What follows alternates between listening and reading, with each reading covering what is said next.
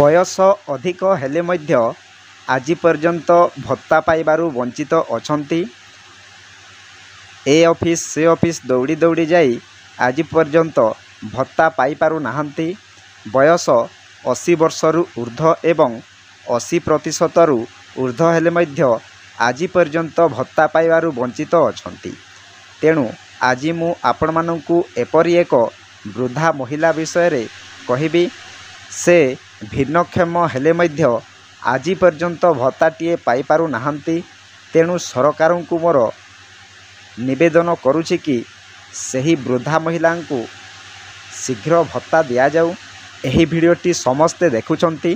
भिडियोटी जदि आपण मानंकु भल लागि थाए गोटिए लाइक करिवे एवं कमेंट साहाय्य मतामत जणाइबे जे केउ माने आज पर्यंत भत्ता पाई पारु नाहंती एवं जदि से माने योग्य अटंती सरकार को निवेदन करंतु। निश्चय आपण माने मध्य भत्ता पाई पारिबे। जदि आपण माने मध्य ए पर्यंत भत्ता पाई पारु नाहंती तेणु कमेंट साहाय्य कमेंट करंतु एवं एड्रेस दियंतु। मु तांको पई एक सेपरेट वीडियो बनाई अपलोड करिवि जे समस्ते जानिबे एवं सरकार मध्य जानि पारिबे। तेणु मो चैनल को प्रथमे आसीथिले गोटिए सब्सक्राइब करी ऑल नोटिफिकेशन को ऑन करंतु। फलरे एहीपरि हेल्पफुल नुआ नुआ वीडियो आपण मानक ठारे मध्य प्रथमे पहुँचीबो। तेणु देरी न करी चलंतु वीडियो को स्टार्ट करिबा।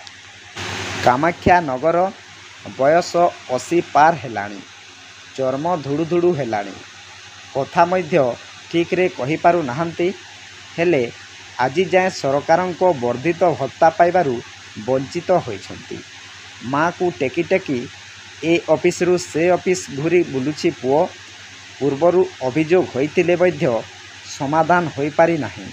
शेषरे चाली न पारिबा जोगु पुओ आज टेकी टेकी माँ को आनिछि कामाख्या नगर उपजिलापालक निकट को अभियोग करिबा पाई। देखंतु आज्ञा मु जेउ वृद्धा महिला भिन्नक्षम विषय रे कहूछि सेमानंकर बयस हेउछि 80 एवं चर्म धुड़ु धुड़ु हेलाणी, कथा मध्य ठीक से कहि पारु नाहंती। हेले आज जाए सरकार को वर्धित भत्ता पाइबारु वंचित अछंती। माँ को टेकी टेकी ए ऑफिस रु से ऑफिस घूरी बुलुछि पुओ। पूर्वरु अभियोग होइतिले मध्य ए पर्यंत समाधान होई पारि नाही। शेषरे चाली न पारिबा जोगु पुओ आज टेकी टेकी माँ को आनिछि कामाख्या नगर उपजिलापाल निकट को। तापरे 100% भिन्नक्षम थिबा कारणरू चालिबाकू सक्षम नुहंती। परजंग ब्लॉक मुक्तापोषी गाँव रेणु साहू बयस मध्य 80 रु ऊर्ध्व होई गलाणी। एहारी भितरी सहारा कहिले पुओ भरत साहू। माँ को ए ऑफिस रु से ऑफिस बोही बोही नेउचंती भरत। से सरकार तरफरू 1200 टंका भत्ता पाइबा बेले सेतिकिरे चलिबा कष्टकर होई पड़िछि। वर्धित भत्ता हिसाब रे से 3500 टंका पाइबे, किंतु तांको गुहारी सरकारी बाबूंको कानरे पड़ू नाही। देखंतु आज्ञा 100% भिन्नक्षमा थिबा कारणरू चालिबाकू सक्षम नुहंती परजंग ब्लॉक मुक्तापोषी गाँव रेणु साहू। तांको बयस 80 रु ऊर्ध्व होई गलाणी। एहारी भितरे सहारा कइले पुओ भरत साहू। माँ को ए ऑफिस रु से ऑफिस बोही नेउछंती भरत। से सरकार तरफरू 1200 टंका भत्ता पाउछंती, किंतु एबे से 3500 टंका पाइबे, किंतु तांको गुहारी सरकारी बाबूंको कानरे पड़ू नाही। एही दिव्यांग महिला भिन्नक्षम जदि योग्य अटंती निहाती तांको भत्ता दिया जाऊ। मु कामाख्या नगर उपजिलापाल को मध्य अनुरोध करुछि सेमानंकु निश्चय भत्ता प्रदान करंतु। समस्तंकर अनुरोध आपण मानंकु रहिला। तापरे एने वृद्धा माँ को बही आनिले कामाख्या नगर उपजिलापालक निकट को। उपजिलापाल दिनमणि नायक तांको ठारू दाबीपत्र रखिबा सहित किपरि तांकर वर्धित भत्ता पाइबे से नहीं दृष्टि दियाजिबो बोली कहिसंती।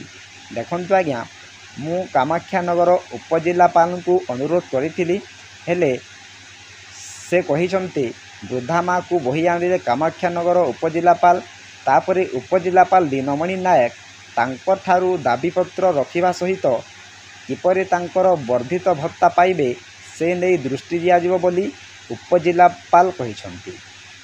तापरे तेबे दीर्घ बयस हेबो एमिति माँ को कांधरे बोहिबाकू पड़ुथिबा कहिसंती रेणुंक पुओ भरत। देखंतु आज्ञा दीर्घ वर्ष हेबो एमिति माँ को कांधरे बोहिबाकू पड़ुथिबा कहिसंती रेणुंक पुओ भरत। बुढ़ी माँ को टेकी टेकी ऑफिस सारा घूरी बुलिबा कष्ट एही दृश्य को देखि आपण माने जानि पारुथिबे। देखंतु आज्ञा एही दृश्यटी आपण माने देखुथिबे। तापरे परिणत बयस पुणी ता सांगकू 100% दिव्यांग। देखंतु आज्ञा 100% दिव्यांग अटंती तेणु सेमाने पाइबा निहाती योग्य अटंती। तेणु कामाक्षानगर उपजिलापालଙ୍କୁ मोर अनुरोध सेमानंकु शीघ्र भत्ता प्रदान करंतु।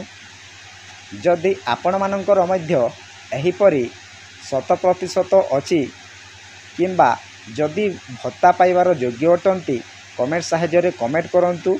मु तांको पई सेपरेट एक वीडियो अपलोड करिवि समस्ते जानिबे सरकार मध्य जानि पारिबे। तो वीडियोटी जदि भल लागि थाए गोटिए लाइक करंतु एवं मो चैनल को प्रथमे आसीथिले गोटिए सब्सक्राइब करी ऑल नोटिफिकेशन पर क्लिक करंतु फलरे एहीपरि हेल्पफुल नुआ नुआ वीडियो आपण मानक ठारे प्रथमे पहुँचीबो। तो वीडियो को एठी एंड करूची। जय जगन्नाथ।